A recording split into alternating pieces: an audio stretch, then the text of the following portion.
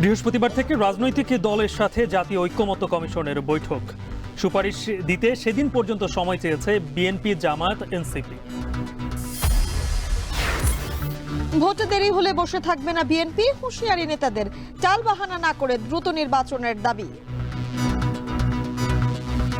পতিত স্বৈরাচারী ফ্যাসিস্ট সরকার দেশের বিভিন্ন জায়গায় পালিয়েছে, তারা কিন্তু ষড়যন্ত্রে লিপ্ত আছে।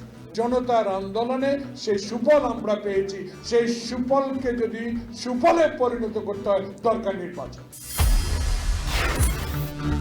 হাসিনা সহ শেখ পরিবারের সদস্যদের 31টি অ্যাকাউন্টে 394 কোটি টাকা জব্দ। সাবেক বিসিবি সভাপতি পাপনের বিরুদ্ধে অনুসন্ধান দুদকের। ডিএনএ রিপোর্টে আটকা আসিয়া ধর্ষণ ও হত্যা মামলার চার্জশিট। বরগুনার ঘটনায় পরিবারকে নিরাপত্তা দেওয়ার নির্দেশ হাইকোর্টের। এবং গাজায় ইসরায়েলি হামলায় মৃত্যু বাড়ছেই, নিহত বেড়ে 413 জন। আক্রমণ আরও জোরদারের হুঁশিয়ারি নেতানিয়াহুর।